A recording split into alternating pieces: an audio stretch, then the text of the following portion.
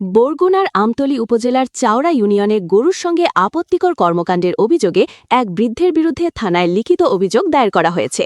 ঘটনাটি নিয়ে এলাকায় ব্যাপক চাঞ্চল্যের সৃষ্টি হয়েছে। অভিযুক্ত আব্দুর রশিদ মৃধা, বয়স আনুমানিক ৬৫ বছর। তিনি চাওড়া ইউনিয়নের ৬ নম্বর ওয়ার্ডের মৃত ছফের মৃধার ছেলে।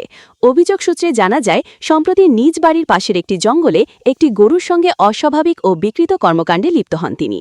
এই ঘটনার একটি ভিডিও সামাজিক যোগাযোগ মাধ্যমে ছড়িয়ে পড়লেও স্থানীয়দের মাঝে তীব্র প্রতিক্রিয়া দেখা দেয়। এই ঘটনার বাংলাদেশ মানবাধিকার কমিশন আমতলী উপজেলা শাখার সাংগঠনিক সম্পাদক আব্দুর রহমান মঙ্গলবার ১৯ মে সন্ধ্যায় আমতলী থানায় একটি লিখিত অভিযোগ দায়ের করেন। অভিযোগে উল্লেখ করা হয়, এ ধরনের কর্মকাণ্ড সামাজিক নৈতিকতা ও শালীনতার পরিপন্থী এবং দণ্ডবিধি আইন ১৮৬০-এর ৩৭৭ ধারার আওতাভুক্ত শাস্তিযোগ্য অপরাধ।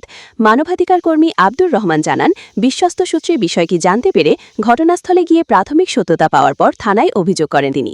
অভিযোগের বিষয়ে বক্তব্য জানতে অভিযুক্ত আব্দুর রশিদ মৃধার সঙ্গে একাধিকবার যোগাযোগের চেষ্টা করা হলেও তার কোনো বক্তব্য পাওয়া যায়নি। এ বিষয়ে আমতলী থানার ভারপ্রাপ্ত কর্মকর্তা ওসি আবু সাহাদাত মোহাসেন পারভেজ জানিয়েছেন, লিখিত অভিযোগ পাওয়া গেছে। বিষয়টি তদন্ত করে প্রয়োজনীয় আইনগত ব্যবস্থা নেওয়া হবে।